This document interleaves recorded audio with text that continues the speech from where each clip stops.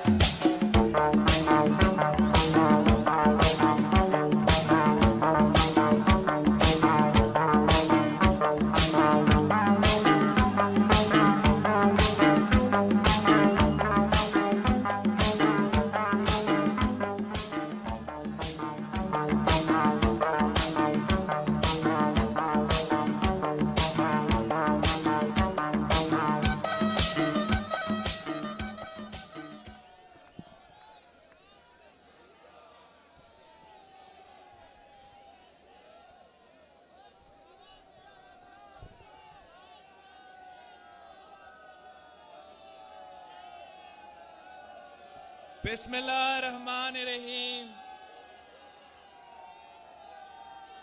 हम मियां मोहम्मद नवाज शरीफ साहब और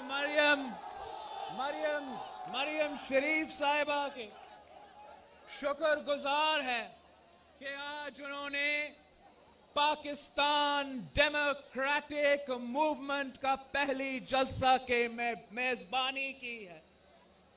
हम आप सब के शुक्रगुजार हैं। मौलाना फजल रहमान साहब, सदर पाकिस्तान डेमोक्रेटिक मूवमेंट, शाहिद खाकान अब्बासी साहब, general secretary Pakistan Democratic Movement, Raja Pervez Ashraf साहब, senior vice president Pakistan Democratic Movement, Mian Iftikhar साहब, information secretary Pakistan Democratic Movement, Achakzai साहब, जमाल दीनी साहब, प्रोफेसर साजिद मीर साहब, नूरानी साहब, हम सब अपने परचम लेके पाकिस्तान डेमोक्रेटिक मूवमेंट का जो एपीसी के नतीजे में हमारे रेजोल्यूशन था, हमारे मंशूर था, हम सब मिल के आपके सामने पेश करना चाहते हैं। शुरू करने से पहले इसलिए कि ये मेरा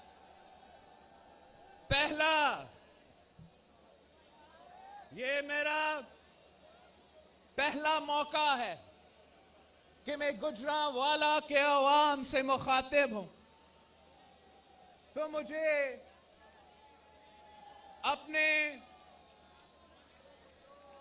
मैं आपके साथ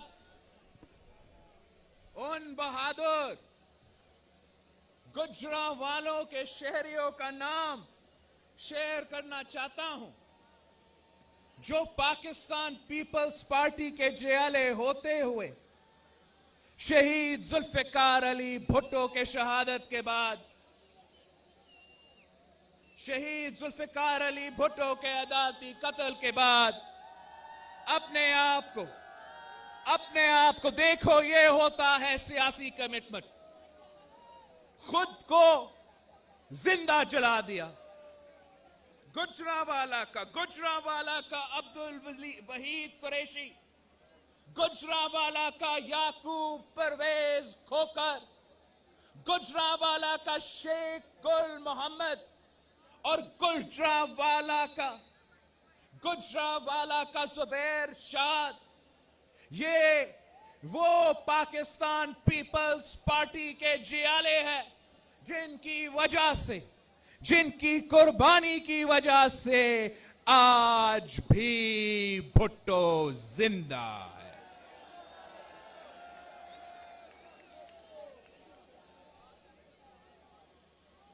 गुजरांवाला वालों, 2 साल हो चुके हैं। मेरा आपसे एक ही सवाल है, क्या तब्दीली पसंद आई? कौन सी तब्दीली आई? कौन सी तब्दीली आई? आज वो किसान जो गंदम उगाता है, उसके पास 2 वक्त की रोटी नहीं। वो मजदूर जो घर बनाता है, उसके बच्चों के सर पे छत नहीं। वो मेहनत कश जो कपड़ा बनाता है, उसके पास 2 जोड़े नहीं। तब्दीली ये है कि पाकिस्तान की मईशत तारीख का बदतरीन दौर से गुजर रही है। पाकिस्तान की मईशत, हमारा मईशत तारीख की पहली बार नेगेटिव ग्रोथ में है। जब पाकिस्तान टूट चुका था और बांग्लादेश और पाकिस्तान तकसीम हो चुके थे, तब भी हमने ये हालात नहीं देखे थे। जब 2009 में दुनिया भर में फाइनेंशियल रिसेशन थी, फाइनेंशियल क्राइसिस था, तब भी हमने ये हाल नहीं देखा था।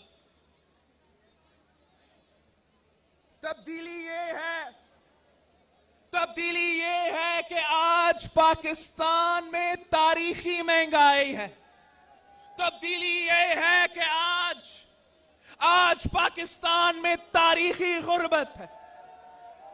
तब्दीली ये है कि आज पाकिस्तान में तारीखी बेरोजगारी है। तब्दीली ये है कि अंडे 200 रुपया दर्जन, आलू 100 रुपया किलो, टमाटर 200 रुपया किलो, प्याज 80 रुपया किलो। ये है जहां महंगाई बढ़ रही है, वहां बेरोजगारी बढ़ रही है। नौजवान 2 डिग्री हाथ में लेकर घूम रहे हैं, मगर उनको रोजगार नहीं मिल रहा। गरीब तर होता जा रहा है। सफेद पोश का जीना हराम हो चुका है। मेहनत कश और मजदूर के चूल्हे बंद, ताजरों के दुकानें बंद, मिल वालों के मिलें बंद, फैक्ट्री वालों के फैक्ट्रियां बंद। ये है इमरान और इमरान के सेलेक्टर्स का तब्दीली। ये किस किस्म की तब्दीली है? बहरान ही बहरान है। आटा की बहरान है, चीनी की बहरान है, दवाइयों की बहरान है, बिजली की बहरान है, गैस की बहरान है। और ये कहते हैं कि ये माजी के हुक्मरान के कसूर है। मैं पूछता हूं कि क्या वो बघोरा सर्टिफाइड गद्दार, कातिल मुशर्रफ ने बहरान नहीं छोड़ा था। हर दूसरे दिन दहशतगर्दी के हमले होते थे, मगर हमने फिर भी बीबी का वादा निभाया और स्वात में पाकिस्तान के परचम लहराया। तब भी आटा का बहरान था। तब भी आपको आटा लेने के लिए लाइन में खड़ा करना पड़ता था। तब भी गंदम इंपोर्ट होता था। हमने 1 साल के अंदर ही अंदर सेल्फ सफिशिएंट हुए। 2 साल के अंदर ही अंदर हमने गंदम बैरूने मुल्क बेचने शुरू कर दिया। हमने गंदम की सपोर्ट प्राइस को 400 फी मन से लेके 1200 फी मन तक पहुंचा दिया था। तब भी मुआशी बदहाली थी। तब भी महंगाई था। आपको इसाकदार साहब का स्टेटमेंट याद होगा कि खजाने खाली है। 2009 का फाइनेंशियल रिसेशन, दो सैलाब, IMF तब भी था, मगर हमने अवाम को लावारिस नहीं छोड़ा। हमने अवाम को लावारिस नहीं छोड़ा। हमने गरीब तरीन औरतों के लिए इनकलाबी बेनजीर इनकम सपोर्ट प्रोग्राम शुरू किया था। हमने पेंशन्स में, बुजुर्गों की पेंशन्स में 150% इजाफा किया। हमने तनख्वाह में 100% इजाफा किया। और हमारा फौज के लिए, हमारा सिपाही के लिए जो बहादुरी के साथ दहशतगर्दों के आंखों में आंखें डालकर लड़ रहे थे, शहादत कबूल कर रहे थे, उनके लिए हमने उनका तनख्वाह 175% इजाफा किया था। ये होता है अवामी हल महंगाई का, अवामी हल दहशतगर्दी का, अवामी हल आटा का बहरान का। और इमरान का हल क्या है? इमरान का हल क्या है? महंगाई है तो टाइगर फोर्स, महंगाई है तो टाइगर फोर्स, लोकस है तो टाइगर फोर्स, कोविड है सो टाइगर फोर्स। ये है इमरान खान का हल आपके मसाइल के लिए। वादा किया था कि 1 करोड़ नौकरी दूंगा, करोड़ों बेरोजगार है। वादा किया था कि 50 लाख घर दूंगा, लाखों को बेघर कर दिया। वादा किया था कि कर्ज नहीं लेगा। 2 साल में इसने मुल्क की तारीख का सबसे ज्यादा कर्ज उठा लिया। वादा किया था ज़राए इनकलाब लाने का। उनके अमीर तरीन वुज़रा के बैंक अकाउंट्स में जरूर इनकलाब आया, मगर हमारा किसानों के साथ जुल्म हुआ है। जुल्म पहले गन्ने में और अब गंदम में।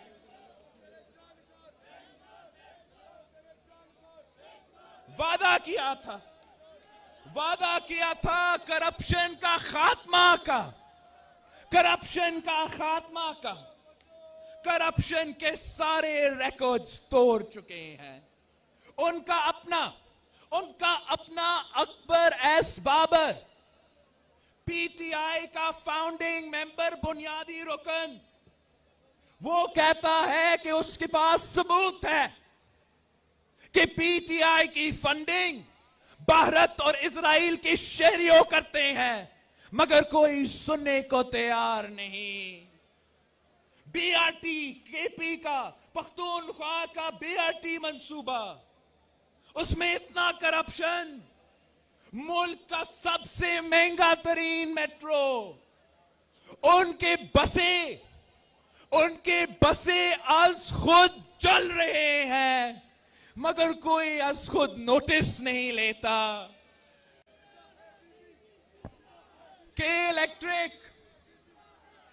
इलेक्ट्रिक और इमरान का फ्रंटमैन जो आलमी करप्शन में बहरूने मुल्क पकड़ा गया, इमरान खुद अपना एफआईए को कहता है कि मेरा दोस्त को क्लीन चिट दो।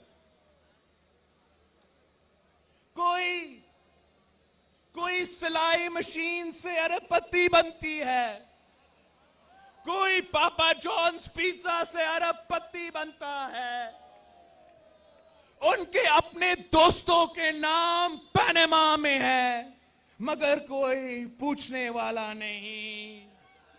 चीनी में करप्शन, आटा में करप्शन, दवाइयों में करप्शन, पेट्रोल में करप्शन, यहां तक के दरख्तों में भी करप्शन।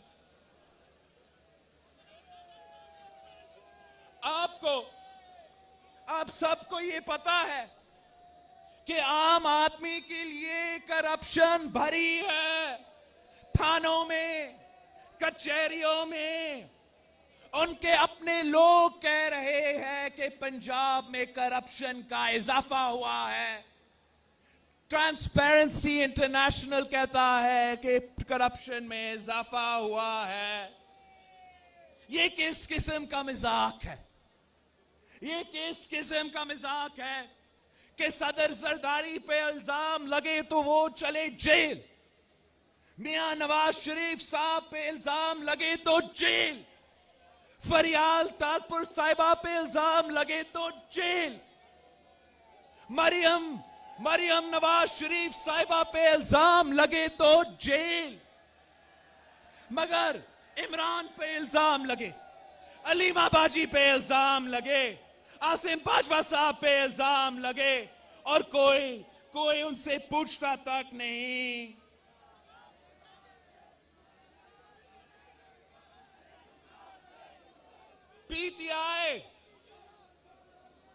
पीटीआई करप्शन के नाम पर सिर्फ और सिर्फ सियासी इंतकाम करता है, सिर्फ और सिर्फ सियासी इंतकाम करता है। जबकि हम चाहते हैं कि करप्शन का खात्मा हो। करप्शन का खात्मा के लिए आपको हर पाकिस्तानी के लिए एक कानून बनाना पड़ेगा। करप्शन का खात्मा के लिए हमें अक्रॉस द बोर्ड अकाउंटेबिलिटी की जरूरत है। करप्शन का खात्मा के लिए अगर कोई इल्जाम है तो जरूर आप साबिक सदर का भी इन्वेस्टिगेशन करें, साबिक वजीर आजम का भी इन्वेस्टिगेशन करें, लेकिन साथ साथ अगर किसी जनरल पे, किसी जज पे करप्शन पे इल्जाम है तो उनको भी इन्वेस्टिगेट करना पड़ेगा, उनको भी जेल में डालना पड़ेगा। तभी हमें इंसाफ मिलेगा, तभी हम इस मुल्क से करप्शन का नासूर को खत्म कर देंगे।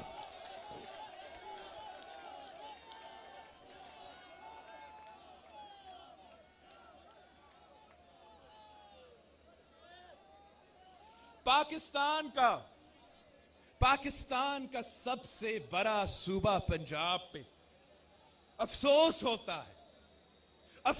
होता है कि यहां माशाल्लाह वसीम अकरम प्लस की हुकूमत है। वसीम अकरम प्लस की तो हुकूमत है, मगर गवर्नेंस माइनस में है। और हमें ये समझ में नहीं आ रहा कि ये फैसला किसने किया। पंजाब का वजीर आला का फैसला किसने किया?